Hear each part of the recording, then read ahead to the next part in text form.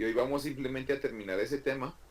Les voy a decir básicamente cómo qué criterios es lo que se tienen, son los que se tienen para dimensionar un sistema fotovoltaico y para calcular cuántos paneles solares hay que poner, por ejemplo,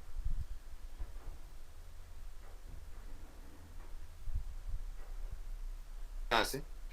Y digamos que pues con el tema de hoy, que sería este tema de sistemas solares, simplemente ya para cerrar la parte de electricidad, veríamos el lunes leyes de Kirchhoff, ¿sí? Básicamente, para entrar a magnetismo, ¿sí? Para ya entrar al último tema, casi que el último tema es magnetismo. Y hay unas clases que van a quedar, unos videos que van a quedar también, para que ustedes, obviamente, preparen los apuntes, que es todo lo de magnetismo, ¿sí? Y de inducción magnética y ecuaciones de Maxwell, etcétera, ¿sí? Entonces voy a hablarles un poquito de esto, se llama dimensionado de sistemas fotovoltaicos autónomos, ¿sí? Recordemos que un sistema eh, fotovoltaico autónomo es aquel que no está ahí.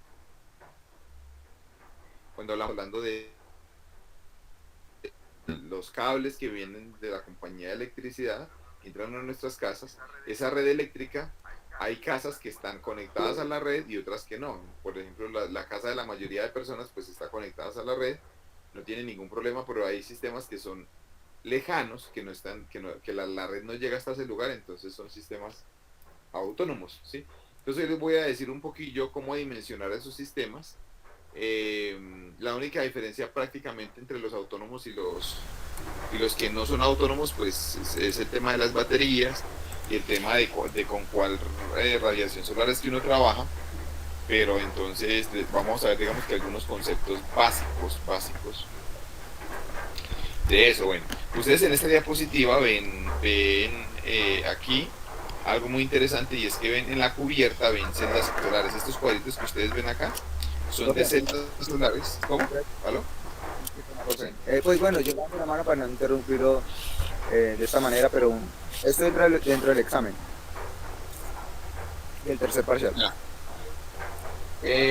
No, yo creo que entraría, bueno, pues podría entrar como algo más bien, pues no como un ejercicio, ¿no? Sino como más bien algo en la parte conceptual, en la pregunta conceptual, ¿sí? Digamos que de una forma muy corta, ¿sí? Entonces, pero sí es bueno que le pongan atención porque sí puede entrar por lo menos en esa parte conceptual, ¿sí? Entonces les iba a decir de que estas celdas solares que ustedes ven aquí, estos cuadraditos, son celdas solares que están puestas en vidrio, y ya es como una nueva tecnología que hay de paneles solares para hacer integración arquitectónica, se llama eso. Y aquí pues las vemos en las cubiertas, ¿no? Vemos celdas solares de colores, y pues cada vez hay más variedad, ¿no? De tipos de paneles solares, como flexibles, como tejas, etcétera. Vamos a ver entonces algunos conceptos fundamentales, como las partes de un sistema fotovoltaico y un dimensionado, cómo se dimensiona, ¿sí? Entonces, como parte del concepto fundamental, va a ser como un repaso, porque obviamente pues yo ya les he hablado de esto en los videos. Lo primero que yo quiero que ustedes tengan en cuenta, que entiendan, es que hay varios tipos de radiación solar, ¿sí? Principalmente tres. Una que es la directa, que llega desde el sol. Otra que es la reflejada, que es cuando el sol pega en un objeto y rebota, digamos que se refleja y va a una superficie. Y la otra es cuando atraviesa las nubes y va allí, ¿cierto?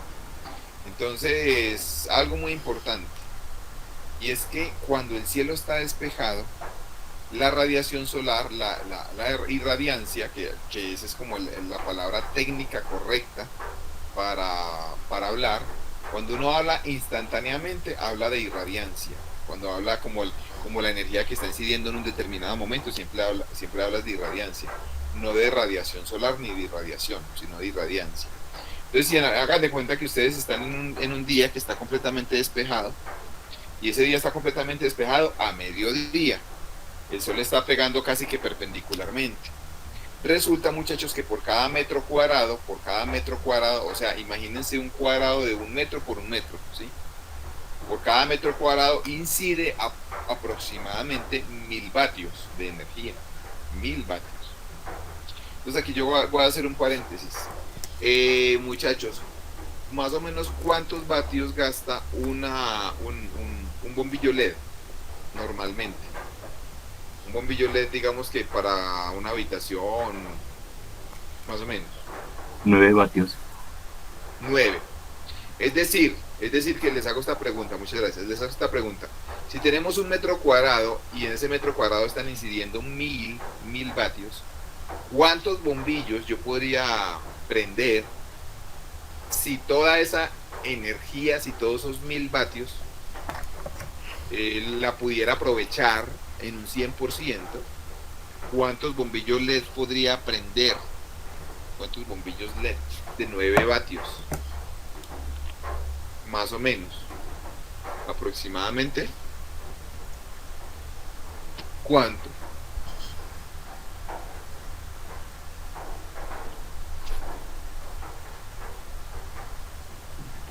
¿Cuánto podría ser eso? 111 bombillos, profe. 111 bombillos. ¿Sí? Muchas gracias. Claro que sí. Entonces vean, muchachos, eso es en caso de que yo pudiera convertir todos los 1000 vatios que están incidiendo en ese metro cuadrado, y los pudiera convertir todos, pudiera prender 111, 112 bombillos.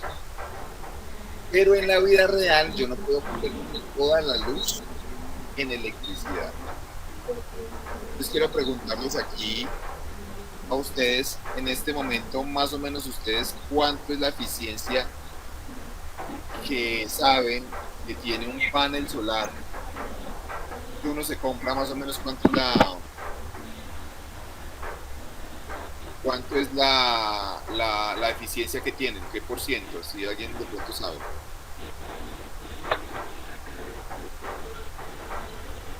¿Alguien sabe?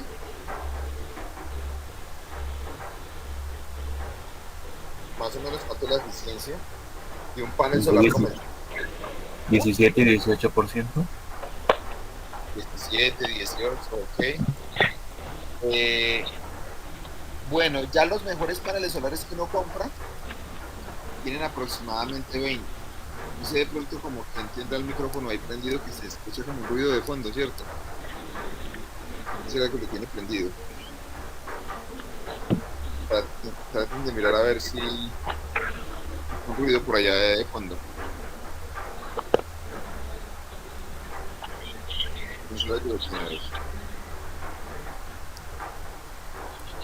Sí, ya lo silenciaron, ok. Bueno, entonces vean, les iba a decir de que hoy por hoy los mejores paneles solares tienen un 20% de eficiencia, 20 aproximadamente, ¿sí?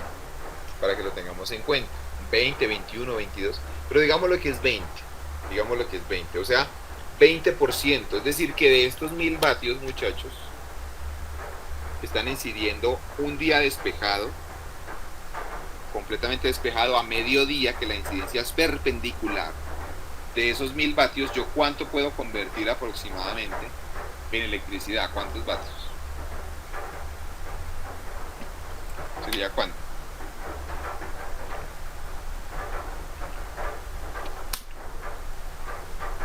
Sería unos 200, ¿no? Que sería el 20% de 1000. Y eso lo que significa es lo siguiente, y es que son 200 vatios, o sea que me alcanzaría alrededor de unos 20 bombillos, un poquito más de 20 bombillos. Esa es la idea de la energía solar.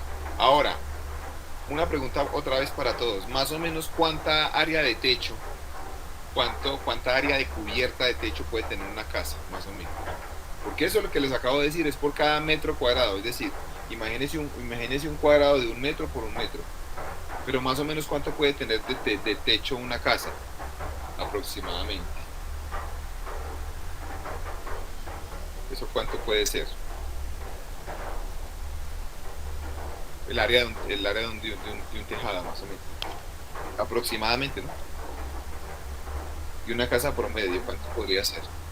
¿Cuánto? 40. Puede ser, sí, 40. Si decimos, por ejemplo, que tiene 4 por 10, Si la casa tiene 4 metros de ancho por 10 de fondo, sería 40 metros cuadrados, exacto. 40, 40 metros cuadrados, ¿sí o no? Entonces ahí, si por cada metro cuadrado yo puedo prender 20 bombillos, 20 bombillos, entonces por 40, podría prender 20 por 40, 20 por 40 da 800, ¿no? Eso sería 800 bombillos LED. Digamos que la energía que incide en un día despejado al mediodía, sobre el techo de una casa, con esa energía yo podría prender 800 bombillos instantáneamente.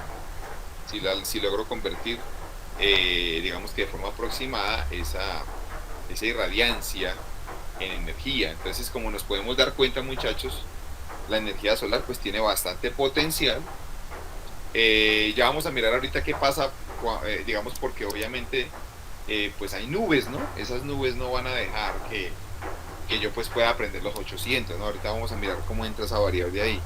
Pero podemos ver de que sí hay bastante energía en el cielo, ¿sí? Por la parte del sol. Cuando el cielo está despejado se aproxima a 1000. Cuando está semi-nublado es como más o menos la mitad, entre 400 y 500. Y cuando está un cielo completamente nublado es 200, entre 100 y 200 más o menos, ¿sí? Y aquí ya la mayoría es radiación difusa, ¿sí? Aquí la mayoría es directa. No sé de pronto de los que están aquí presentes, quienes han podido ir al Parque de los Nevados. Yo fui hace como 2 meses por un proyecto que estamos desarrollando con la CHEP, en el cual estamos combinando 2 tipos de energía, la energía solar con la energía hidráulica. Entonces estamos tratando de almacenar la energía que generan unos paneles solares, no en baterías, sino que la estamos tratando de almacenar en forma hidráulica, es decir, bombeando agua y después liberando esa agua mediante unas tuberías en la noche para que muevan una microturbina y ya pues se genere electricidad en la noche. Ese es un proyecto que estamos haciendo y yo fui hace como 2 o 3 meses allá al Parque Natural Los Nevados y se dio un fenómeno muy tremendo, y es que imagínense que yo me fui con el medidor de radiación, de irradiancia, y allá lo saqué, y la irradiancia, digamos que había momentos en los cuales la irradiancia llegaba como hasta 1800, 1700, 1800, incluso comenzó a llegar hasta 1900. Les hago una pregunta: ¿ustedes por qué creen que se puede dar un fenómeno así?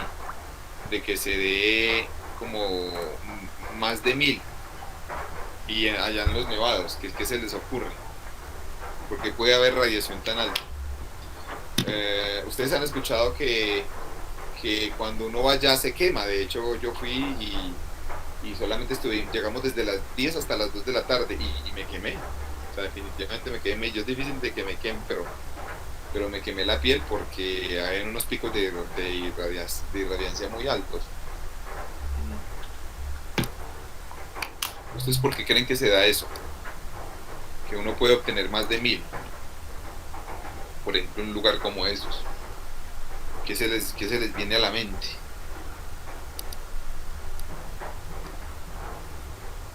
¿Alguien quiere opinar respecto a eso?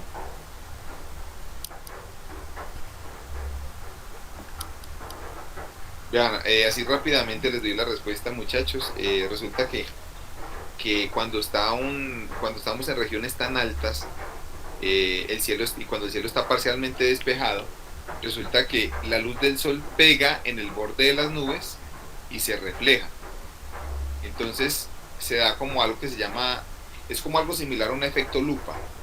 Un efecto lupa es que la luz le pega al borde de la nube, a la esquina, y la concentra en un lugar. Entonces por eso podemos obtener valores mucho mayores que 1000, pero en determinados instantes. No es que eso se permanezca pues ahí una hora, no, sino que en determinados instantes. Y obviamente eso se tiene que tener en cuenta pues para les voy a hablar de otro. Entonces ya sabemos que la radiación solar pues tiene varios tipos: es directa, difusa y reflejada, ¿sí? Los 3 tipos de radiación, muchachos, sirven para los paneles solares. Mucha gente cree que los paneles solamente funcionan con luz directa, que es cuando está despejado el día, y no. Los paneles funcionan también con difusa y también con reflejada. Por ejemplo, en este momento está el cielo completamente cubierto por nubes, y aún así siguen recibiendo los módulos fotovoltaicos luz. Obviamente no van a recibir 1000, sino que van a recibir pues alrededor de 100, 200, pero igual siguen funcionando, ¿no? Eso es algo importante.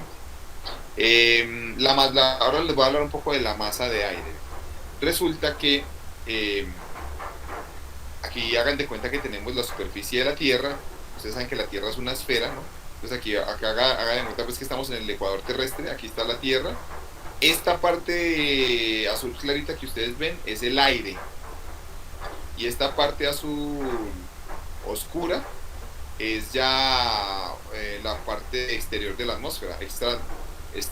Aquí dice extra atmósfera, pues la parte de afuera. Entonces, ¿qué pasa? Resulta que cuando el sol está a mediodía, pues está incidiendo perpendicular a la superficie de la Tierra, y tiene que atravesar este caminito de aire, este caminito de aquí. Cuando son, por ejemplo, las 9 de la mañana, el sol tiene que transcurrir este camino de aire. Si ustedes se dan cuenta, este camino de aire es más largo que cuando le incide a mediodía. Y hagan de cuenta que son las 5 de la tarde. ¿Cuál es las 5 de la tarde? Que ya casi se va a ocultar el sol, entonces tiene que recorrer más camino. Resulta que, muchachos, que al camino que tiene que recorrer ese rayo de sol para llegar a la Tierra se le llama la masa de aire, ¿sí? Entonces, cuando la incidencia es perpendicular, la masa de aire es 1, eso más o menos es como al mediodía. Cuando son más o menos las 9 de la mañana, la masa de aire es como 1.5, más o menos. Cuando son las 9 de la mañana o las 3 de la tarde, ¿sí? Y ya cuando ya estamos cercanos a que el sol se oculte, por ahí a las 5 de la tarde o más, ya estaríamos hablando de masa de aire de 2, ¿sí? Entonces, aquí viene algo muy importante, muchachos, y es que cuando uno se compra un panel solar, el panel solar, digamos que uno compra paneles de 100 vatios, 200 vatios, 500, los más altos que hay en este momento son como de 500 vatios, 550, ya hay unos que son muy grandes, pero se utilizan más que todo en granjas solares, que son de 600 en adelante. Pero los paneles que ustedes ven por ahí instalados normalmente son de 400, 450, ¿sí? Esos vatios que ustedes compran, cuando ustedes se compran un panel solar, muchachos, esos vatios que genera el panel, es suponiendo que el sol llega después de atravesar una masa de aire de 1.5. Quiere decir que cuando usted se compra un panel solar, se supone que funciona, digámoslo así, atravesando un espesor de aire de 1.5. Yo les quiero hacer una pregunta a ustedes. ¿Por qué ponen ese espesor sabiendo que eso varía durante todo el día? Por ejemplo, a mediodía es 1, después pues comienza a aumentar hasta que ya aquí es 2, y después cuando ya se está ocultando pues obviamente es mucho mayor. Entonces, ¿por qué creen que toman un valor de 1.5? A ver, ¿quién quiere de pronto hablar? ¿Por qué se imaginan que toman ese valor de que atraviesa 1.5, digamos, de masa de aire? ¿Por qué no toman un 1, por ejemplo? ¿Alguien lo quiere decir? ¿Por qué piensan que pasa eso? De pronto.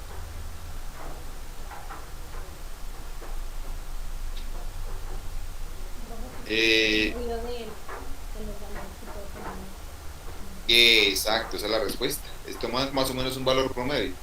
O sea, no pueden tomar que sea una masa de aire de 1, porque estaría diciendo como que el sol siempre está a mediodía, ¿no? Pero tampoco lo pueden tomar como de 2 o más, pues porque estarían diciendo que el sol está como casi que ocultándose. Entonces toman un valor intermedio, un promedio, y por eso es 1.5. Pero en la vida real, obviamente, cuando el panel está funcionando a lo largo del día, esto varía. esta masa de aire varía y eso hace que en la realidad el panel tenga una eficiencia diferente a la que dice el laboratorio, ¿sí? O sea, si yo tengo un panel solar que me compré de 400 vatios, ese panel puede ser que en una hora determinada pues no me está produciendo 400, sino que me está produciendo más o menos, ¿sí? Y eso de qué depende, obviamente también depende de la masa de aire. Entre más masa de aire, menos va a producir, porque esta masa de aire lo que hace es que disipa la energía, ¿sí? Esto es algo importante para que lo tengan en cuenta. Y ojo, cuando yo me compro un panel solar de 400 vatios, estoy suponiendo que esos 400 vatios se producen cuando el sol cuando le incide al panel 1000 vatios por metro cuadrado. Es decir, están suponiendo, cuando usted se compra un panel solar, están suponiendo que hay un cielo despejado, que hay una irradiancia de 1000 vatios por cada metro cuadrado, y ese panel, si usted se compró un panel de 400 vatios, lo que significa es que haciéndole incidir esa irradiancia de 1000 vatios por metro cuadrado en un cielo despejado, es decir, en un día más o menos a mediodía, debería producir más o menos 400, ¿sí? Profesor, y si en vez de incidirle 1000 le inciden 500, pues entonces ese panel ya no va a producir 400 vatios, sino que va a producir la mitad. Si en vez de incidirle 1000 vatios por metro cuadrado, si en vez del cielo estar despejado, digamos que está seminublado, pues obviamente va a producir la mitad, va a producir 200. ¿Sí? Si es un panel de 400, va a producir 200. Y vuelve y juega, como cuando estábamos en el Nevado.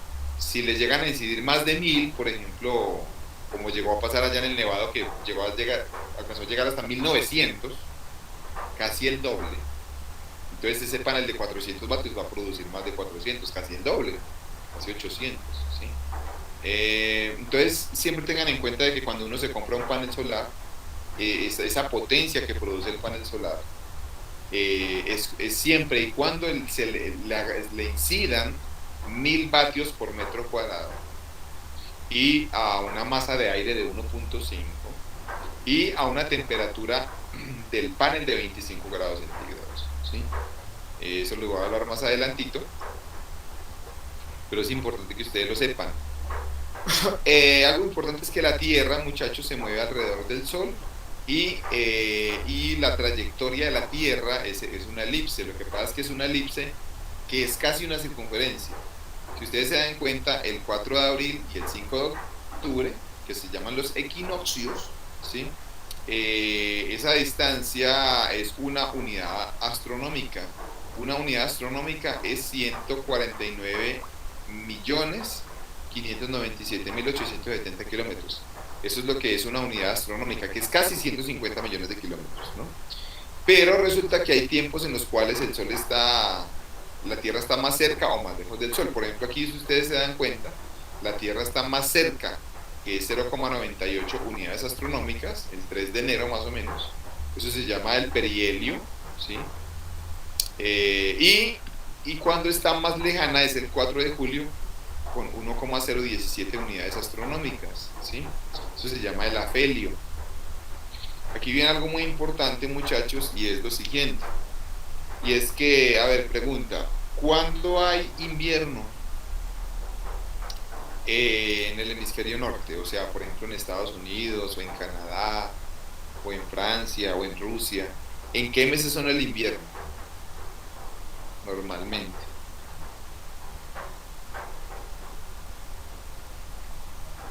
¿En qué meses? Más o menos.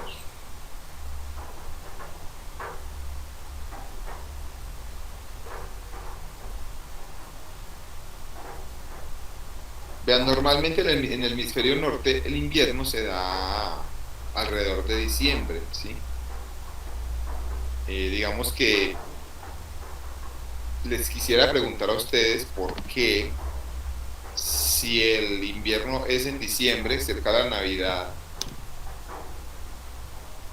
digamos, invierno más fuerte, en diciembre, en enero, ¿por qué se da el invierno sabiendo que la Tierra está más cerca al Sol? ¿Quién me quiere responder eso? No debería ser al revés. Que ahí en ese mes sí era más calor.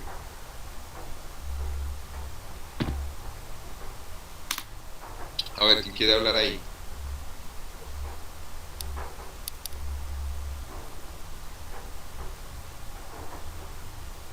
¿Qué se les ocurre, muchachos?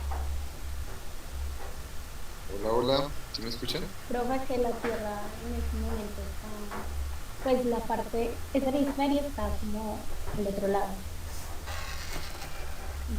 del Sol. Perfecto, perfecto, muy bien. Bueno, es cierto lo que tú dices, porque cuando en el norte están en invierno, en el sur están en verano. Entonces aquí podemos ver algo y es lo siguiente, que el invierno o el verano no dependen de la distancia de la Tierra al Sol, dependen es de la atmósfera, del grado de nubosidad y de qué tan perpendicular inciden los rayos a la superficie, ¿sí? Entonces cuando el hemisferio norte está en invierno, los rayos le pegan muy perpendicular en ese hemisferio. Y si le pegan perpendicular, entonces hay más irradiancia, hay más sol, hay más calor. Si en cambio si le pegan formando un ángulo, pues ya hay menos sol. Y en los polos, no sé si se han dado cuenta, pero en los polos el sol pega casi que paralelo a la superficie. Y es lo que pasa, muchachos, en este momento, por ejemplo, en este momento que son las 4:40 de la tarde, ya cercanos a las 6 de la tarde. Cuando usted se está acercando a las 6 de la tarde, 6:30 o 7 de la noche, que el sol se está poniendo, que ya está el atardecer, ya los rayos pegan muy, muy, muy paralelos a la superficie, entonces eso hace que disminuya la temperatura. Quiere decir que el hecho de las estaciones no depende de la distancia al sol, sino que depende del ángulo con el cual inciden los rayos del sol en una superficie, ¿sí? Entonces, cuando hay incidencia perpendicular, lo más perpendicular posible, ahí hay alta irradiancia, ¿sí? Cuando es muy paralela, cuando es digamos, como en el atardecer, pues obviamente hay baja irradiancia, ¿sí? Eso es algo importante. Bueno, muchachos, entonces aquí viene algo muy importante y es que esto era lo que les decía a ustedes. La Tierra, ustedes saben que está como inclinada, o sea, tiene un eje que es este que ustedes ven aquí. Si ustedes trazaran un eje desde el polo norte hasta el polo sur, que atravesara por el centro de la Tierra, una línea, esa línea estaría desviada a 23.45 grados con respecto a la línea perpendicular de la trayectoria, ¿sí? De la trayectoria de la Tierra. La Tierra no está, a ver, ¿cómo les explico? No está girando completamente perpendicular a la Tierra, sino con un ángulo.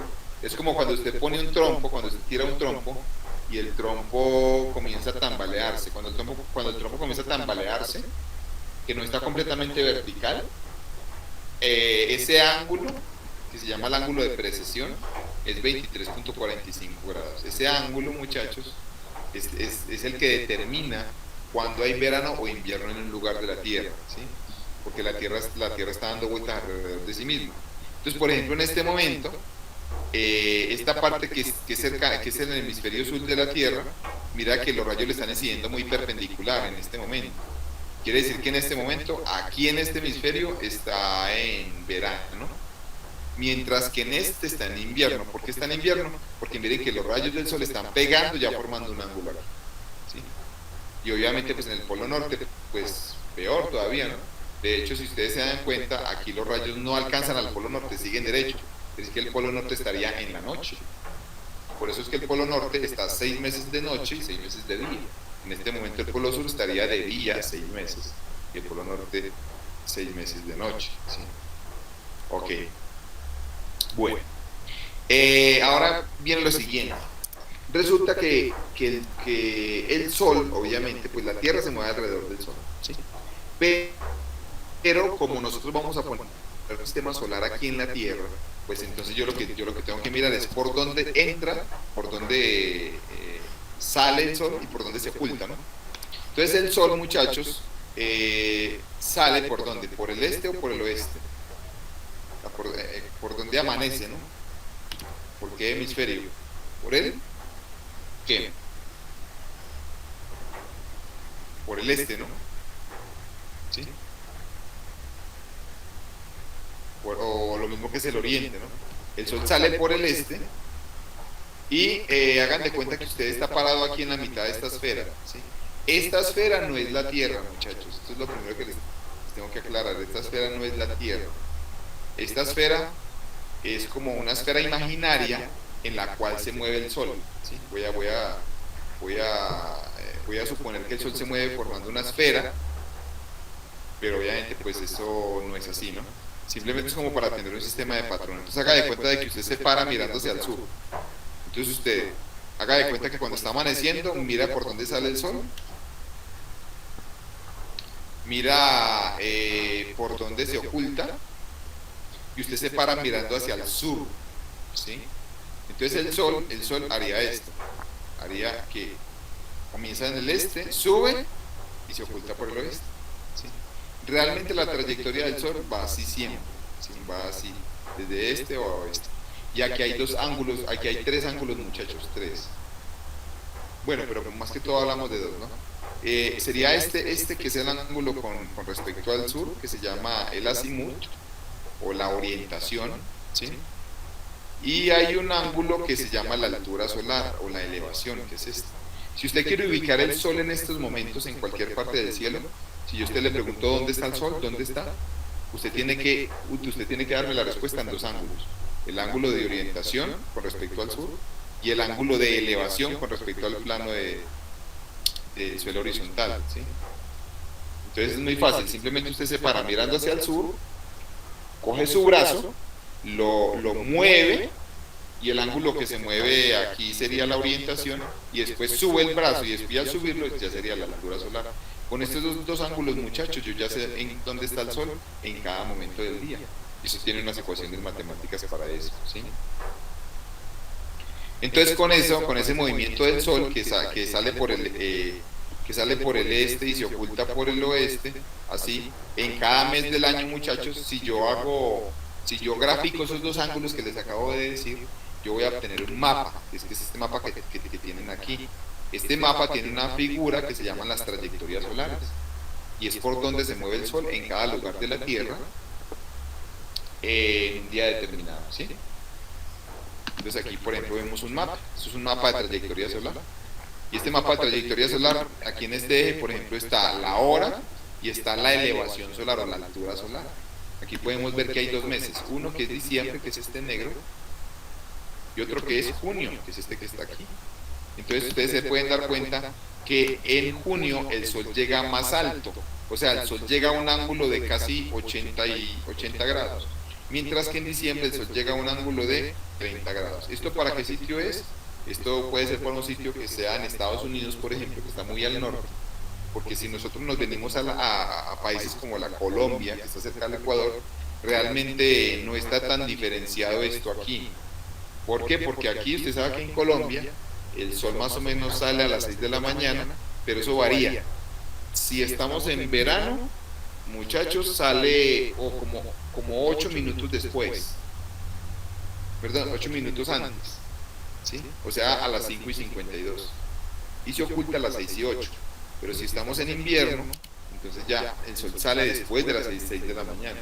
Pero es que es una diferencia muy poca, y lo que pasa es que hay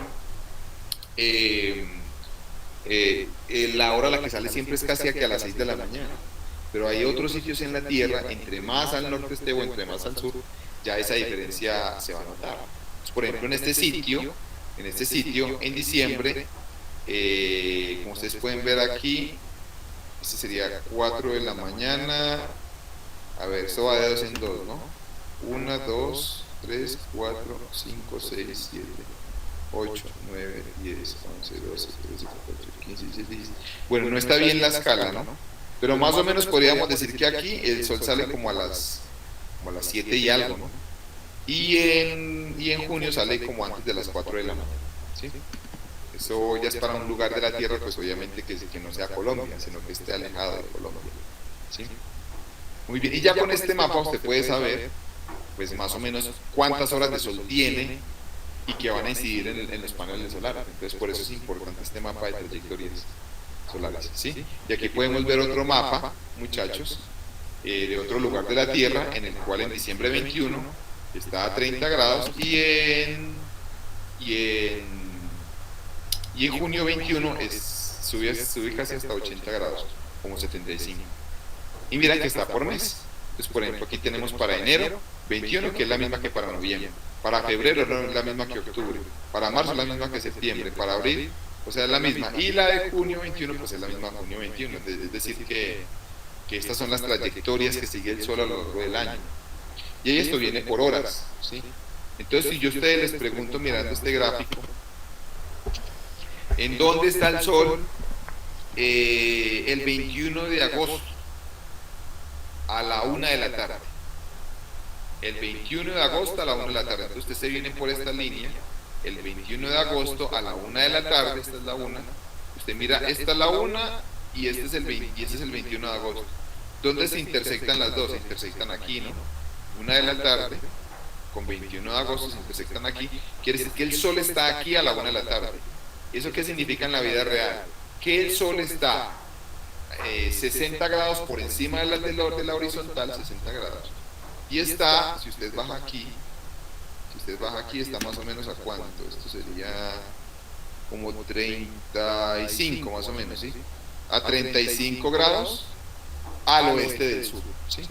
Entonces usted simplemente se para mirando hacia el sur, cuenta 35 grados horizontalmente y después sube 60 y allá va a encontrar el sol, ¿sí? Esa es como la idea ahí. Entonces aquí tenemos el panel solar y el panel solar pues obviamente tenemos que alinearlo para que se le maximice la radiación solar durante el año. Nosotros, como estamos al norte del ecuador terrestre, todos los paneles para que se maximice la producción tienen que mirar hacia el sur, ¿sí? Tienen que mirar hacia el centro de la Tierra, hacia el ecuador, hacia el sur. Entonces un panel solar cuando usted lo va a instalar, un panel solar, el panel está mirando hacia una dirección y esa dirección a la cual está mirando se llama el azimut o la orientación del panel solar. Lo ideal es que sea mirando hacia el sur, es decir, lo ideal es que el techo esté mirando hacia el sur, ¿sí? O usted ponelo mirando hacia el sur. Pregunta, profe, ¿y si estuviéramos en Argentina? Entonces los paneles tendrían que mirar hacia el norte, ¿sí? Siempre tiene que mirar o estar inclinados hacia el hemisferio contrario en el cual están, ¿sí? Porque tienen que estar mirando siempre hacia el ecuador terrestre. Entonces, eso es algo muy importante, muchachos. Profesor, y además de la orientación, ¿cuánto tiene que ser el ángulo de inclinación para maximizar esa radiación? La inclinación, muchachos, eso depende.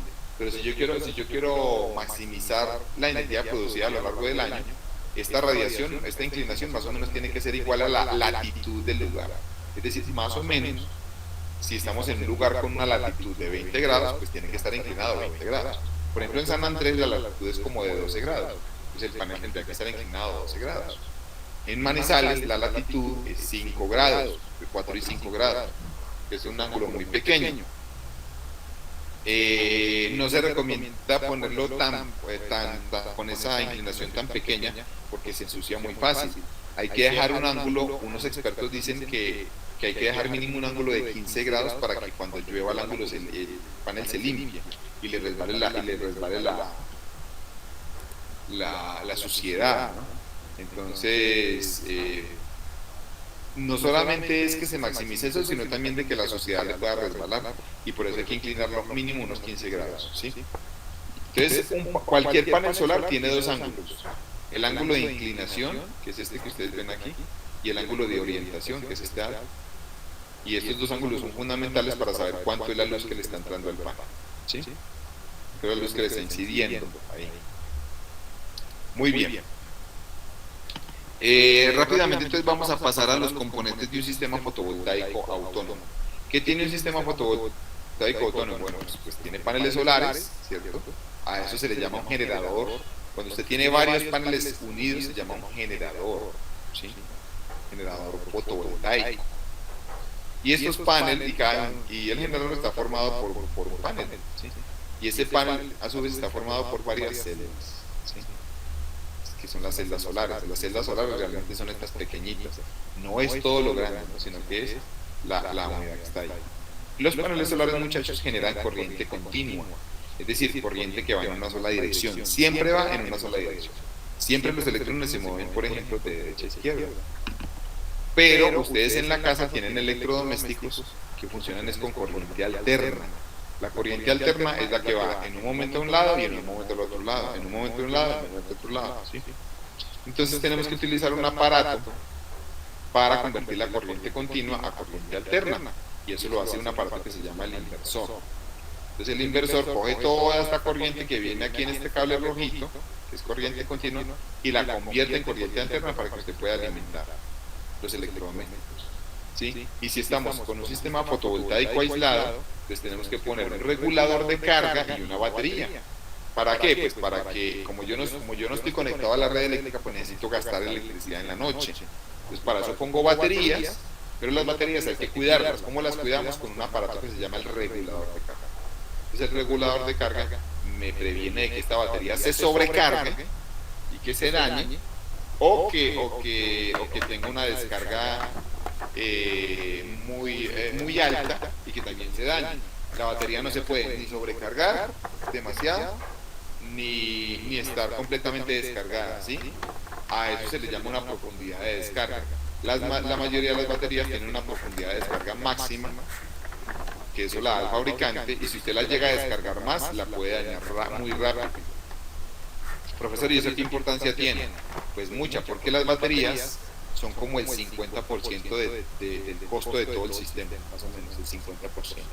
Hay que reemplazarlas después de los 10 años, o menos incluso. Entonces por eso son muy importantes, ¿sí?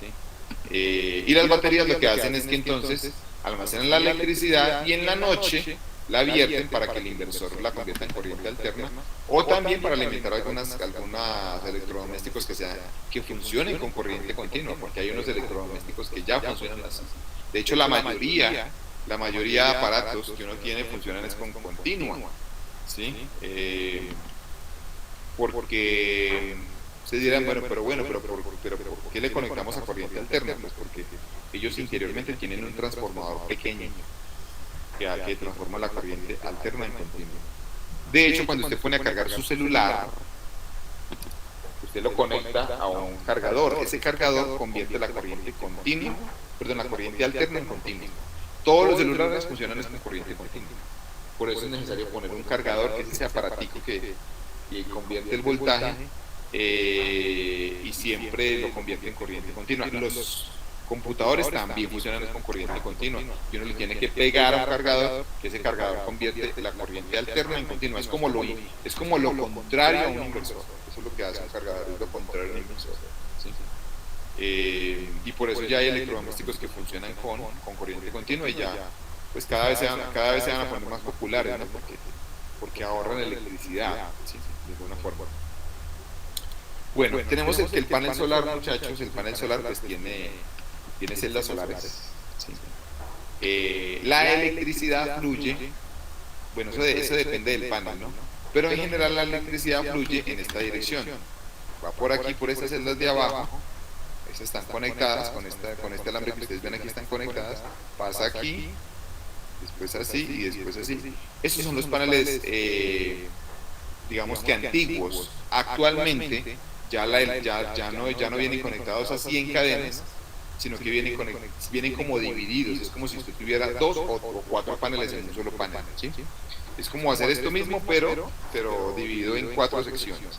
Y cada celda, muchachos, cada celda solar, que es esta que ustedes ven aquí, tiene una superficie positiva, que es la parte de atrás, y una superficie negativa, que es la parte de adelante. Entonces siempre yo conecto la positiva con la negativa, y esto lo hago por medio de unos alambres. Ustedes cuando se compran un panel solar van a ver unos alambritos, estos se llaman los bus bars, Esos alambritos lo que hacen es que conectan una celda con la otra para que queden en serie. La conexión en serie siempre va así, siempre va positivo de uno con negativo del otro. Y después aquí viene este positivo con el negativo del siguiente y así. Por eso es que ustedes ven aquí las celdas solares. Esta, por ejemplo, son los negativos, ¿cierto?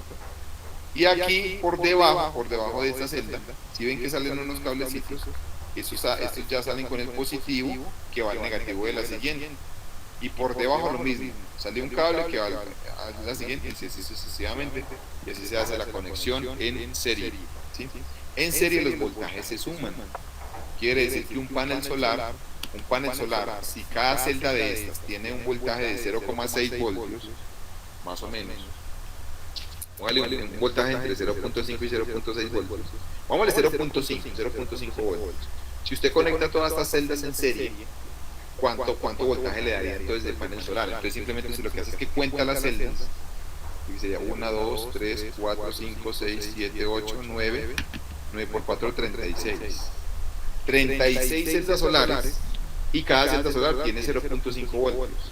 Entonces si usted multiplica 36 por 0,5 da 18 voltios. Quiere decir que el voltaje que usted lograría con este panel solar sería 18 voltios, porque todas están conectadas en serie, ¿sí? En serie los voltajes se suman. Recuerden que en serie los voltajes se suman. Entonces y si yo quiero aumentar la corriente, pues los conectaría así en paralelo. Entonces, con esta conexión de celdas yo puedo obtener voltajes, diferentes tipos de voltajes y diferentes tipos de corriente, dependiendo de cómo conecte las celdas. Si los conecto en serie, los voltajes se suman. Si los conecto en paralelo, las corrientes se suman. Eso es como los conceptos. ¿Cuáles son las tecnologías que existen actualmente, muchachos? Bueno, pues principalmente hay como dos que son las más importantes, que es la monocristalina y la policristalina. Cuando ustedes compran un panel solar, la policristalina se ve como con manchas, como unas partes oscuras, más oscuras que otras. Se llama poli porque son policristales. En cambio la monocristalina tiene siempre un color como más oscuro, todo el mismo color monocristalino. Estas son las más eficientes. Tienen eficiencia en este momento, ya están en orden del 21% en este momento, 21-22%. Estas son un poquito menos, como 12, 14, 15%. Y estas últimas casi no se conocen, estas son las que se ponen sobre vidrio, y son las que se llaman el vidrio solar. Y esto casi, pues esto es como que les digo, menos del 1% de todos los paneles que se venden a nivel mundial, ¿sí? Las que más vemos nosotros es este. Esto casi que el 90%, 98% son estas dos, ¿sí? A nivel mundial. Bueno, los paneles solares tienen una gráfica de corriente voltaje, muchachos. Si ustedes recuerdan, cuando vimos la clase de ley de Ohm, yo les dije a ustedes que la ley de Ohm es B igual a I por R. Si usted grafica esa B igual a I por R, le va a dar una línea recta. Eso es un material óhmico. En cambio, las celdas solares, los paneles solares no tienen, su gráfica no es una línea recta, es esta línea roja que ustedes ven aquí. A esto se le llama vulgarmente, o en la jerga común, una rodilla, ¿no? Es como una pierna, y este sería como el punto de la rodilla, ¿no? El punto, justo en el punto donde está la rodilla, muchachos, se llama el punto de máxima potencia, que es donde el panel saca la máxima potencia que puede dar. Ustedes me dirán, bueno, ¿cómo así? ¿Qué es lo que eso significa máxima potencia? Lo que pasa, muchachos, es que el panel tiene que estar conectado a un aparato que se llama el inversor, y la función de ese inversor o del controlador de carga, la función es que saque la máxima potencia que puede sacar ese panel. ¿Cómo lo hace? Internamente él cambia la resistencia hasta hacer que la línea recta de la ley de Ohm se intersecte con la rodilla, con esta rodilla. Cuando se intersecten, se genera este rectángulo aquí que ustedes ven aquí, y este rectangulito es la máxima potencia que me da el panel. Entonces la máxima potencia, eso se le llama P máxima, y esa P máxima es la que dice en la ficha técnica, cuando yo compro el panel solar de 400 vatios, esa es la potencia máxima, ¿sí? Que sería el resultado de multiplicar este voltaje que ustedes ven aquí, que es el voltaje en el punto de máxima potencia, o VM, lo multiplico por la corriente y me da la potencia. Siempre recuerden que al multiplicar el voltaje por la corriente me da la potencia. ¿sí? Pero esto se tiene que hacer con un aparato especializado que lo hace el inversor, lo hace el controlador de carga. Ustedes me preguntarán, bueno, profesor, ¿y qué pasa si yo no tengo el inversor y el controlador? ¿Qué pasa si yo simplemente conecto un panel solar a un bombillo y ya? Entonces la respuesta, muchachos, es que si usted lo conecta, no va a ser completamente eficiente. Porque lo que va a pasar ahí es que el sistema no va a trabajar en el punto de máxima potencia, sino que va a trabajar por aquí, en cualquiera de estos puntos, o por aquí. ¿Sí? Entonces va a ser ineficiente. Por eso se necesita un seguidor del punto de máxima potencia. Todos los sistemas solares que son altamente eficientes, los que instalan en las casas, tienen que tener un seguidor del punto de máxima potencia. Y eso se hace con electrónica, muchachos. Encuentran el máximo. Los que vieron derivadas, si se acuerdan de derivadas, recuerden que en el máximo de una curva, la derivada vale 0. Eso se puede hacer también con matemáticas, y eso es un algoritmo que se hace ahí en el aparato para que busque ese punto. ¿Sí? Es importante que ustedes lo sepan, pues, de que existen esos aparatos, ¿no? Hay algo muy importante, y es que entre menos irradiancia incida en el panel, pues obviamente va a disminuir la potencia, ¿no? Por ejemplo, aquí vamos a suponer, muchachos, que me compro un panel de, no sé, voy a decir cualquier cosa, de 1000 vatios. Ese panel de 1000 vatios, o ese sistema de 1000 vatios, si le incide una irradiancia de 1000 vatios por metro cuadrado, pues produce eso. Si produce 1800, si produce 800, si le incide 1800, pues ya no va a producir lo mismo, sino menos. Entonces, entre menos irradiancia la incida, pues obviamente menos productividad, ¿sí? Y también, entre más caliente esté el panel, menos va a producir. Entre más caliente, si se dan cuenta ustedes, entre más caliente, si se dan cuenta aquí, a 25 grados el voltaje este es el voltaje, como 0,6 algo. Si es a 40, el voltaje ya disminuye. Si es 50 grados centígrados, el voltaje disminuye. Y si es 60, sigue disminuyendo. Quiere decir que el voltaje, que la temperatura disminuye el voltaje. Entre más caliente esté el panel, se pierde voltaje. Y eso hace que se pierda potencia. Eso es todo lo contrario a lo que la gente se imagina. La gente se imagina que entre más calor haga mejor. No, es al contrario. Entre más calor haga, peor para los paneles solares. Una cosa es la irradiancia, o sea, la luz solar que incide, y otra cosa es la temperatura. La temperatura no sirve para los paneles solares, lo que les sirve es la irradiación, la luz solar, que es diferente a la temperatura. Y por esta razón es que los paneles solares funcionan mejor, están más refrigerados en ciudades de clima frío. ¿Sí? Eso hace que los paneles produzcan, la cifra más o menos es esta, que por cada 2 grados, más o menos, por cada 2 grados que suba por encima de 25 grados, se pierde un 1% de potencia producida. ¿Sí? Por cada 2 grados por encima de 25 grados centígrados. Y yo qué les digo a ustedes, yo les digo, muchachos, que en un clima soleado, en una ciudad, puede llegar a una temperatura del panel solar hasta 60 grados, por ejemplo. O sea, son 40 grados por encima, y eso es un 20% menos de productividad. ¿Sí? Entonces, cuando a mí me preguntan, ¿qué es mejor? ¿Cuál ciudad es mejor para poner paneles solares? ¿Cali o Manizales? Mucha gente dice, no, pues Cali porque hay más irradiación solar. Sí, hasta cierto punto. Pero ojo que allá hay más temperatura que aquí. Entonces en Manizales, como hay menos temperatura, pues el sistema funciona de una forma más óptima, se refrigeran más, y también los paneles van a vivir más años, o sea, van a tener una vida más larga. ¿Sí? Ahí trabajan. Entonces recordemos, muchachos, que si ustedes quieren aumentar el voltaje, cuéntame.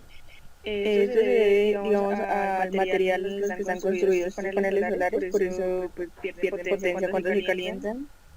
Exacto, sí, están construidos en un semiconductor, y como cualquier aparato electrónico que esté basado en semiconductores, por ejemplo los computadores, los portátiles, ustedes saben que los portátiles tienen que disipar la energía, porque no se pueden recalentar. ¿Sí? Entonces ellos, ¿qué pasa si usted se le recalienta mucho el portátil? Pues a última se le va a dañar. Si se le recalienta mucho el celular, se le va a dañar. Porque los semiconductores, muchachos, se comportan peor, o sea, digamos que los circuitos electrónicos se comportan peor cuando hay alta temperatura. Cuando hay alta temperatura, tienden a dañarse más rápido. Por eso todos los aparatos electrodomésticos tienen que tener una disipación de potencia. ¿Sí? Eso se hace con ventiladores en los computadores que son más viejitos, en los portátiles que son más viejitos, son ventiladores los que tienen por dentro y suenan, pero los que son más actualizados ya tienen es como, por ejemplo las Mac, los computadores de Apple, son de aluminio. ¿Por qué son de aluminio? Porque ellos no necesitan ventilador, sino que simplemente el aluminio se recalienta y el aluminio disipa el calor, no necesitan ventilador. ¿Sí? Y así lo mismo los celulares no necesitan ventilador, ¿no? Pero obviamente tienen que tener una refrigeración. Entonces lo mismo son los paneles solares, están construidos de un semiconductor que se llama silicio. Y el silicio debe de estar bien refrigerado, pues obviamente para que funcione mejor, ¿sí? Esa es la razón y ahí estás en lo correcto. Entonces si nosotros tenemos dos celdas solares en serie, se suman los voltajes. Si aquí tengo un voltio, entonces aquí sería sumo el voltaje de esta más este. Si los conecto en serie, se suman los voltajes. Ustedes dirán, bueno, ¿yo cómo hago para saber si lo conecto en serie? Muy fácil, muchachos. Un panel solar tiene dos polos, un positivo y otro negativo.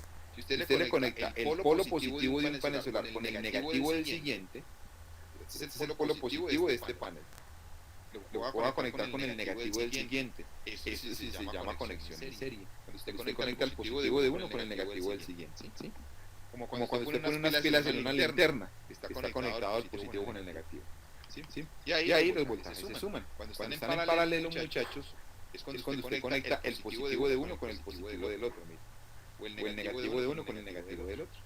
Eso se llama paralelo. Entonces, en paralelo lo que se aumenta es las corrientes. Las corrientes se suman. ¿Sí? La corriente es el doble. Se suma. ¿Sí?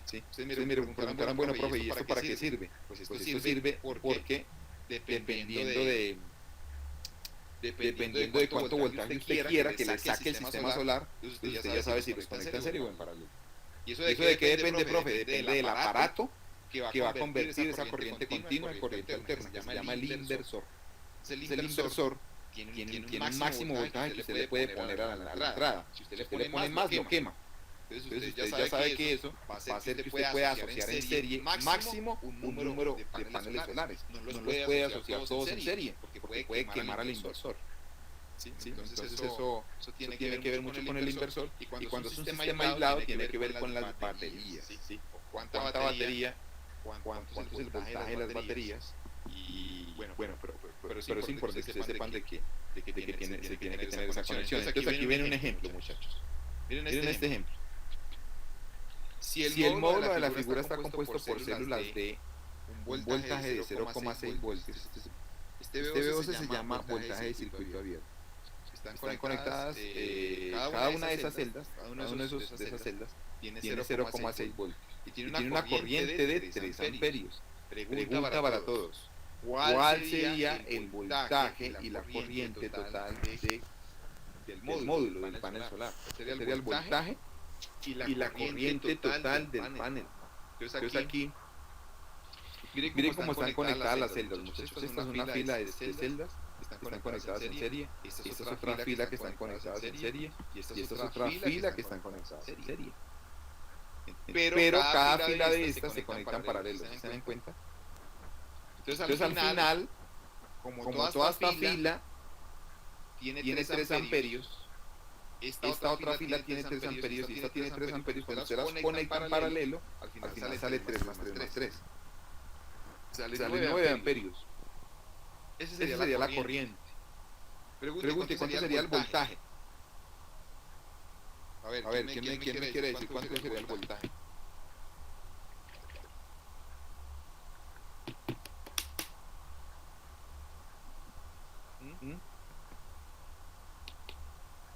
¿Quién me quiere decir cuánto sería el voltaje?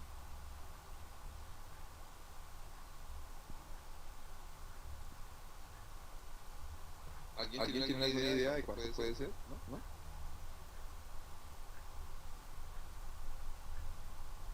Nadie.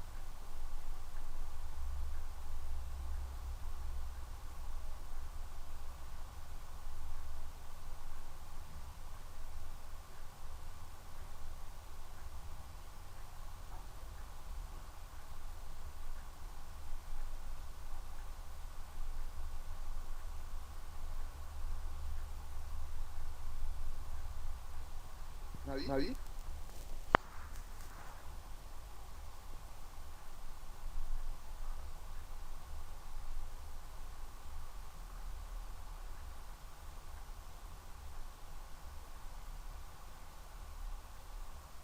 Profe, ¿puede repetir la pregunta? La pregunta sería cuánto sería el voltaje total de este panel. Eso es un panel, ¿no? Sería el voltaje. Ya sabemos que la corriente es 9 amperios, ¿no? Pero ¿cuánto sería el voltaje? Si cada voltaje de estas celdas es 0,6 voltios. Sería, como son 10 celdas, ¿no? Cada una en serie, pues se suman. O sea que sería 0,6 por 10, o sea, daría 6 voltios. ¿Sí? 6 voltios en total. Muy bien. Bueno.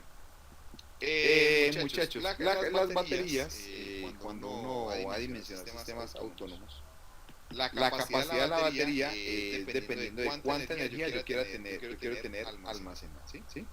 Esa cantidad se expresa en amperios hora que puede suministrar la batería. Y esos amperios hora, muchachos, entre más amperios horas, más capacidad la batería es. Entonces los amperios es la corriente y las horas son el tiempo. La capacidad se obtiene de multiplicar la corriente por el tiempo. Entonces, ¿qué es lo que significa esto, muchachos? Lo que significa esto es muy importante. Es que, por ejemplo, si yo tengo una batería que me puede dar 2 amperios durante 10 horas, entonces sería 2 por 10, 20. Es una batería de 20 amperios hora. ¿Sí? Entonces depende del tipo de batería. Hay varios tipos de batería. Las que son más usuales en los sistemas solares son unas que tienen plomo ácido, pero hay otras, ¿no? Obviamente pues cada una tiene sus ventajas y sus desventajas. Por ejemplo, la del litio tiene un pequeño riesgo de explosión, por eso es que en los aviones no dejan cargar normalmente cierto tipo de aparatos que tengan baterías de litio. Es peligroso. Y el plomo pues también tiene mala fama, porque ustedes saben que el plomo pues contamina el medio ambiente. ¿Sí? Pero igual pues eso es lo que hay en el momento, y hay otras tecnologías que están emergiendo para reemplazar baterías, o que sean un poco más ecológicas. ¿Sí? Aquí podemos ver cómo son las baterías. Cada batería, muchachos, se forman por unos vasitos. Cada vaso tiene 2 voltios. ¿Sí? Entonces usted coge estos vasos y los conecta en serie. Y al conectarlos en serie, pues obviamente se suman los voltajes. Aquí vemos 1, 2, 3, 4, 5 y 6. Aquí esta batería tiene 6 vasos. 6 por 2, 12. Esta batería tendría 12 voltios. Este monobloque tiene una batería, ¿sí? De 12 voltios. Muy bien. Bueno, voy a pasar por esto rápido. Ahora paso por el regulador. El regulador, muchacho, lo que hace es controlar la carga y la descarga de la batería para proteger la batería. ¿Sí? Lo que hace el regulador de carga protege esta batería de que no se me descargue en exceso, ni que se descargue en exceso. ¿Sí? Básicamente. Y el inversor lo que hace es que convierte corriente continua, que es la que produce el panel solar. El panel solar produce corriente así, mientras que el inversor la convierte a alterna, que sería así. ¿Sí? Básicamente eso es lo que hace el inversor. Entonces ahora sí, ya con esta introducción, les voy a decir cómo se hace normalmente un dimensionado, cómo se calcula normalmente cuántos paneles solares requiere una casa. Antes de eso me gustaría preguntarles si tienen alguna pregunta de lo que se ha dicho hasta el momento.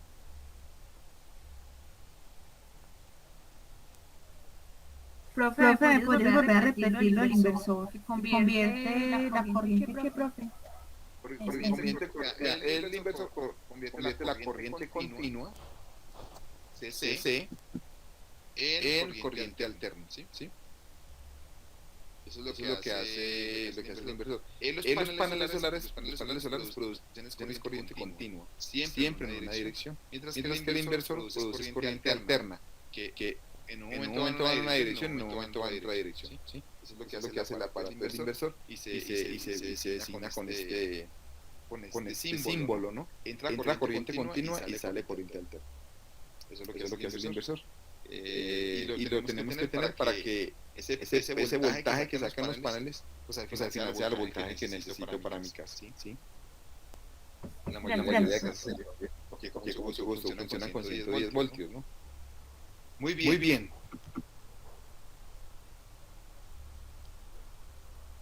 ¿Alguna otra pregunta hasta el momento? Ok, bueno, digo rápidamente, ¿cómo se hace esto? Lo primero que hay que hacer es hacer una lista de electrodomésticos que estén en la casa, cuánto es la potencia en vatios de esos electrodomésticos, cuántos electrodomésticos hay de cada uno de ellos y cuántas horas al día están prendidos. Cuando usted haga esta cuenta, simplemente mira, multiplica esto por esto y le va a quedar cuántos vatio hora. Y al final lo suma y le queda cuántos kilovatio hora se consume. Una forma fácil de esto es mirar el recibo de la electricidad. Aparece cuántos kilovatio hora se consume usted en un mes. ¿Sí? Entonces hay dos formas de hacerlo, o haciendo esta lista o simplemente mirando el recibo. El problema es que hay veces que uno no tiene el recibo, porque simplemente no hay recibo, porque la casa está muy lejana, o es una finca, o etcétera. Entonces sí toca que hacer esta tablita. Por ejemplo, el proyecto que estamos haciendo con la Cheque en las Natural Nevados, nos toca que hacer este análisis bien hecho. Entonces ya con esto ya sabemos cuánto es la energía que voy a requerir, ¿no? Cuánta energía quiero requerir, quiero producir para que produzcan los paneles solares. También se necesita, muchachos, saber cuál es la orientación y la inclinación del tejado. ¿Sí? Por lo que yo le dije ahora, que los paneles solares pues tienen una inclinación y tienen una orientación. ¿Cómo se mide la inclinación del tejado? Pues simplemente con un transportador o aplicando trigonometría, mirando al cateto opuesto y el adyacente, y es una forma fácil, ¿no? O simplemente cogiendo el celular y usted lo mueve y con una aplicación puede saber cuánto es la inclinación. Y la orientación pues con una brújula o también con el mismo celular. La orientación es con respecto al sur. ¿Sí?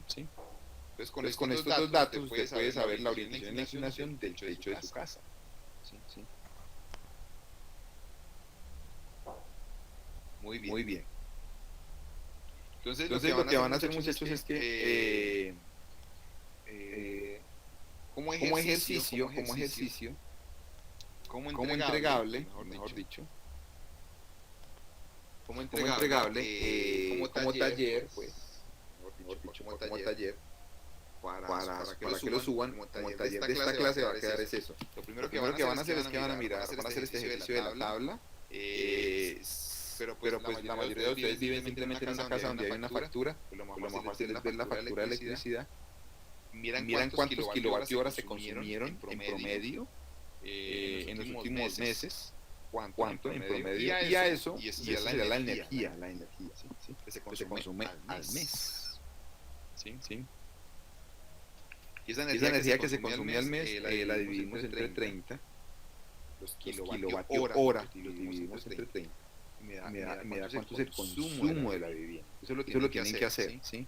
Lo ponen ahí en una hojita, miran el recibo, cuánto es el consumo en los últimos meses y lo dividen entre 30, y le da el consumo diario. ¿Sí? Lo segundo que tienen que hacer es, en la casa en la que ustedes viven, verificar cuánto está la caída del techo hacia donde está mirando, y hacia donde mire, ustedes se paran con una brújula y miran qué ángulo está formando esa caída con respecto al sur. Esa sería la orientación. ¿Sí?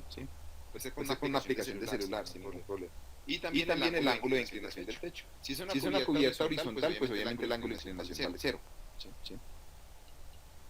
Entonces hay que hacer estos dos datos ahí. Muy bien. Entonces este es el consumo energético que les dije ahorita, muchachos. Ese consumo energético pues simplemente es mirando el recibo de la electricidad. O sea que no hay que hacer pues este cálculo con esta tablita que ya les dije, no hay que hacerlo. Claro que si alguien quiere hacer un ejercicio de pronto con una casa, una cabaña, pues también lo puede hacer si quiere, ¿cierto? En vez de mirar el recibo de la electricidad. Muy bien. Ahora muchachos, yo voy a pasar por aquí a la ecuación, déjenme por aquí.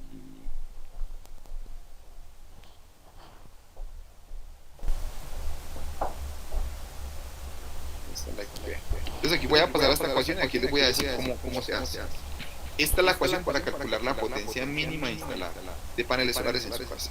¿Cuántos kilovatios de paneles solares tiene que instalar? ¿Sí? Entonces supongamos que usted quiere saber cuántos paneles necesita. Vamos a suponer que vamos a utilizar paneles de 500 vatios, ¿sí? De 500.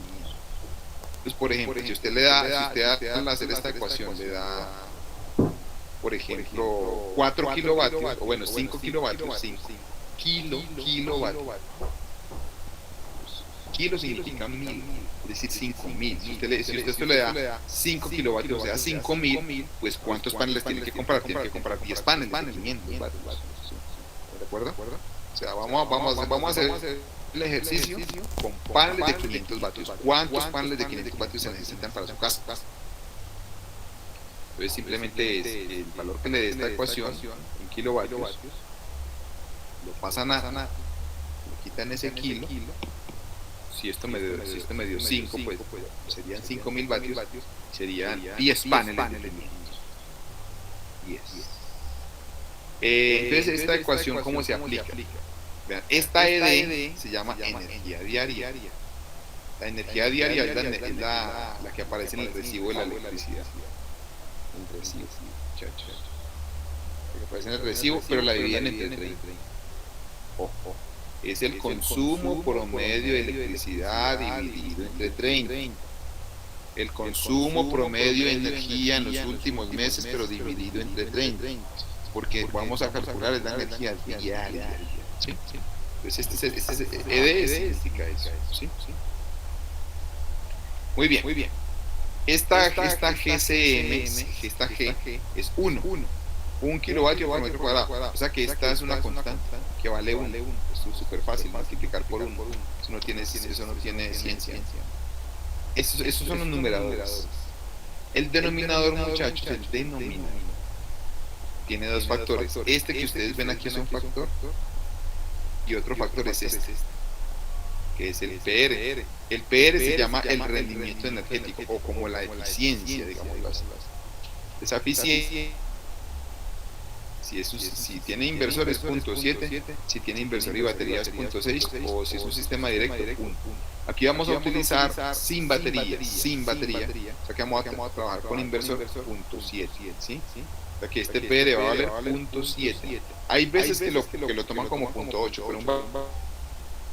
pero ya sabemos que esto es 0.7, este PR, que este es 1 y que ese es el consumo de energía dividido entre 30.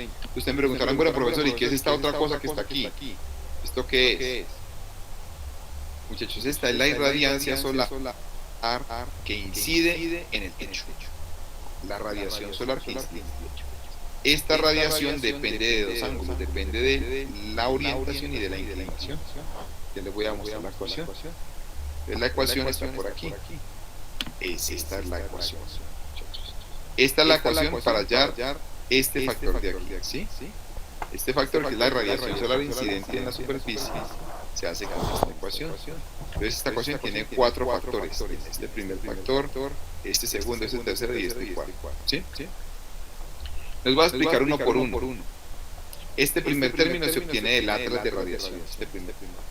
Este primero se llama radiación horizontal, por eso se llama G en 0, significa a una inclinación de 0. Es una radiación horizontal, eso se mide en el atlas de radiación. Yo les hago una pregunta, en este atlas, díganme ustedes, Manizales, ¿cuánto tiene? Mire esto aquí, mire estos numeritos y díganme cuánto le pondrían a Manizales.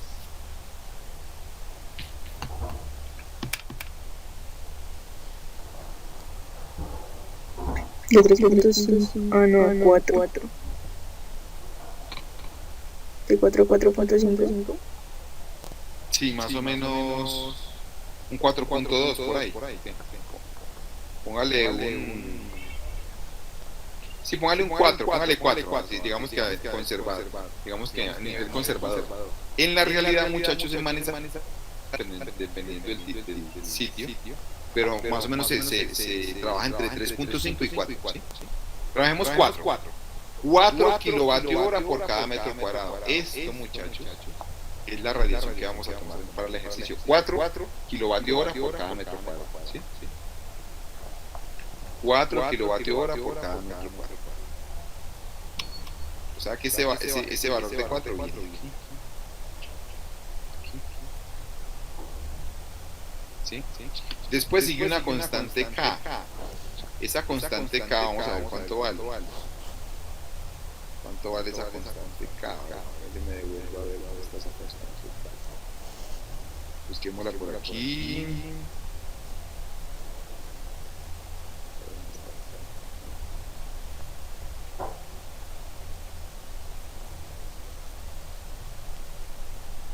Vean, esta acá es esta. Esta acá se llama factor de diseño. Factor de diseño. ¿Sí? Y esta acá dependiendo, ¿cómo la tomamos, muchachos? La tomamos dependiendo si el sistema es para que funcione en diciembre, o sea, en invierno, para que funcione en verano o para que funcione continuamente. Como vamos a hacerlo en la casa en la que ustedes viven, pues no vamos a diseñar ni para invierno ni para verano. Esto se hace cuando es una cabaña, ¿sí? Por ejemplo. Como es anual, vamos a tomar 1.15. El K es 1.15. Ese es K. ¿Sí? Para que lo tengan en cuenta, entonces aquí sería este valor que ustedes ven aquí, que es 1.15. Entonces, este es el de radiación solar. Este es el de el factor de diseño, que es 1.15. Este FI es factor de irradiación. Ya les voy a decir de qué significa factor de irradiación. Les voy a mostrar qué significa el factor de irradiación. Yo me devuelvo a ver si lo veo por aquí. Bueno, el factor tenía no lo tengo. Bueno, les voy a decir cuánto vale. ¿Sí? Resulta, muchachos, que este factor de irradiación depende de la ciudad y de la inclinación y de la orientación del sistema solar. Sí. Entonces, voy a buscar aquí, a ver, déjenme, yo busco por acá, que pensé que tenía aquí el diagrama, pero no lo veo. Para Manizales, es que cada ciudad tiene un factor de irradiación. Entonces yo en mi tesis de maestría, en la tesis doctoral, y calculé esos diagramas para diferentes ciudades de Colombia. ¿Sí? Voy a buscar aquí tesis MULCUE, a ver si me aparece. Y ahí, bueno, esta no es la de... Voy a poner aquí...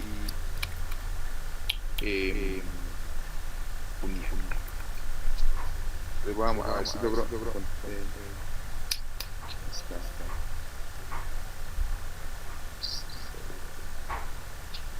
predicción de la energía generada por un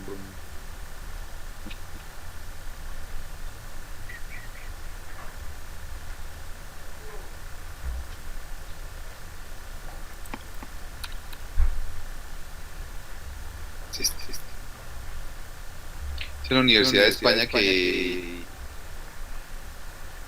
hice la maestría, y aquí en este link ustedes pueden descargar la tesis. Les voy a poner aquí el link para que ustedes después la descarguen. El que quiera saber más de esto puede leer la tesis, es muy bonita. Y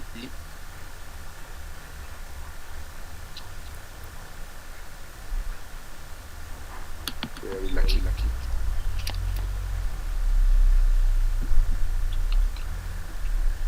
Entonces aquí está la tesis, muchachos. Vean, aquí está 118 páginas. Voy a saltar a la página 25, ¿sí? Entonces aquí, esos son los diagramas del factor de irradiación para cada ciudad. Entonces, por ejemplo, este es para Leticia, ¿sí? Para sacar estos gráficos, muchachos, esto es un boleo de ecuaciones ni tremendo, porque uno tiene que calcular en dónde está el sol en cada momento, en cada minuto. Y entonces calcular esos ángulos, tiene que obviamente calcular la radiación solar con unos modelos matemáticos, metiéndole pues el factor de nubosidad y todas esas cosas. O sea, no es un cálculo sencillo, pero con esto pues uno puede calcular de forma fácil, sin ecuaciones. Este es para Paz, este es el gráfico para Cali, este es para Bogotá, ¿sí? Bueno, utilicemos el más cercano, que en este caso utilicemos el de Cali. Van a utilizar el de Cali para hacer el ejercicio. ¿Cómo se utiliza este gráfico, muchachos? Es muy sencillo. Ustedes tienen dos ángulos. Vamos a suponer, ustedes ven que eso es como un ojito. Este ojito tiene colores. Esos colores, radiancia, ¿qué porcentaje de irradiancia, o sea, de radiación solar, incide en ese techo o en esa fase? Entonces vean que aquí va desde punto 3, punto 4, punto 5, punto 6, etcétera. Esto va por colores, ¿no? ¿Cuál es el que es 1? 1 es ese puntico negro ahí que ustedes ven. Entonces, ¿esto qué significa? Esto es una esfera. Aquí está el norte, el sur, el este y el oeste. Y este 10, 20, 30, 40 y 50 es la inclinación. Entonces está la inclinación del techo y esta es hacia donde están mirando el techo. Entonces supongamos que el techo tiene una orientación de 40 grados con respecto al sur, de 40. Entonces usted se para hacia el sur en este gráfico y cuenta 40 hacia el oeste o hacia el este, pues eso usted lo tiene que ver con la brújula. Pero supongamos que le dé 40 mirando hacia el este, que sería 40. Entonces aquí arrancamos en 0, en el sur ese es 0. 10, 20, 30 y 40. Entonces 40 es esta línea que ustedes ven aquí, esta línea que ustedes ven aquí es 40. ¿Sí? Ya sé la orientación, esa es la orientación hacia donde está mirando la caída de agua del techo. Y otra cosa, ¿cuánto ángulo tiene el techo de inclinación? Vamos a suponer que este techo tiene un ángulo de 30 grados de inclinación. ¿Sí? Entonces en 30, el 30 usted simplemente lo mira con estos círculos que ustedes ven aquí. Este círculo es el círculo de 10, este es el círculo de 20, esta línea que ustedes ven aquí, y esta línea que ven aquí es el de 30, son líneas, estas líneas que ustedes ven ahí son las inclinaciones. Entonces usted mira dónde se intersecta, el 40, 10, 20, 30, 40, dónde se intersecta esta línea de 40 con la circunferencia de 30. O sea, con 10, 20 y 30, ¿dónde se intersectan? ¿Sí? Y se intersectan aquí en este punto. Entonces eso queda justamente en la mitad de este color, la mitad de este color que es como guayaba, ¿no? Está entre el rojo y entre el amarillo. O sea que es la mitad de este color. Más o menos ¿cuánto sería ahí? ¿Qué número sería? ¿Ustedes qué creen? Miren acá. ¿Cuánto creen? Díganme. 0.97, profe. 0.90 94, perdón, 93. 0.93. ¿Saben qué significa ese 0.93? Que el 93% de irradiación es la que incide en ese techo con respecto a la máxima que puede incidir en la ciudad. El 97, el 93. O sea que se pierde un 7%, se pierde. ¿Por qué? Pues porque el techo no está mirando hacia el sur y porque no está inclinado en la latitud de la ciudad. Recuerden que la latitud de Manizales es 5, bueno, 4 grados. Miren que este puntico negro está más o menos a 4 grados, o más o menos como a 2 o 3, ¿sí? Y está mirando hacia el sur. Esta sería la óptima. Pero siempre que usted se aleje del óptimo, que es este punto negro, pues obviamente va a tener pérdidas, ¿no? Por ejemplo, si el techo fuera hagamos de cuenta que es una pared, pongamos que es una pared. Si es una pared, pues tiene una inclinación de 90, ¿no? Y la inclinación de 90 está como por aquí. Está por acá, casi en el 50%, si se dan cuenta. O sea que en una pared incide más o menos el 50% de luz con respecto, el 50% de luz más con respecto pues a la que puede incidir en un techo que está con orientación óptima, con inclinación óptima. Depende de hacia dónde esté mirando la pared. Entonces simplemente usted lo que hace es eso, muchachos, simplemente miran hacia dónde está orientado el techo y cuál es la inclinación, intersectan las dos y listo, eso es como si fueran coordenadas polares. Ok, entonces ese factor es el que ustedes ponen aquí, que le puede dar 0.92, 0.93, 0.85, 0.70, bueno, depende de lo que le dé, ¿sí? Este es el que se llama factor de radiación. Y el último sería el factor de sombras. El factor de sombras es cuántos obstáculos hay alrededor de los paneles solares.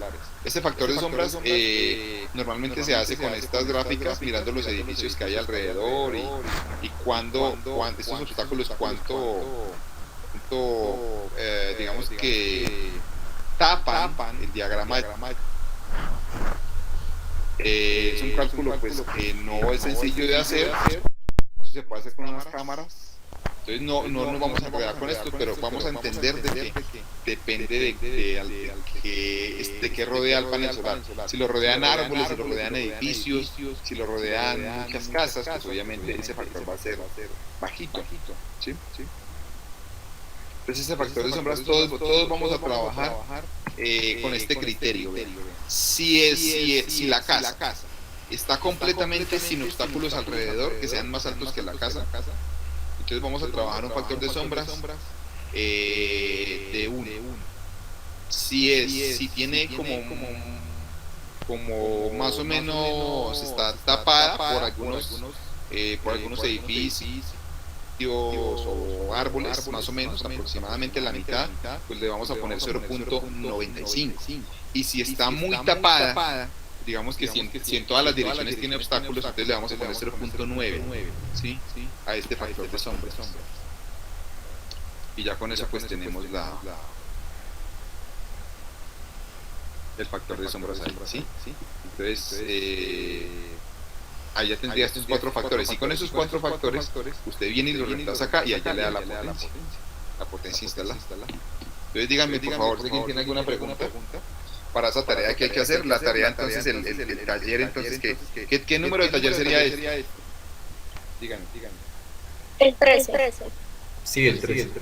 Entonces el taller 13 es, la respuesta de ese taller es ¿cuántos paneles solares va a instalar en su casa definitivamente? ¿Cuántos se necesitan?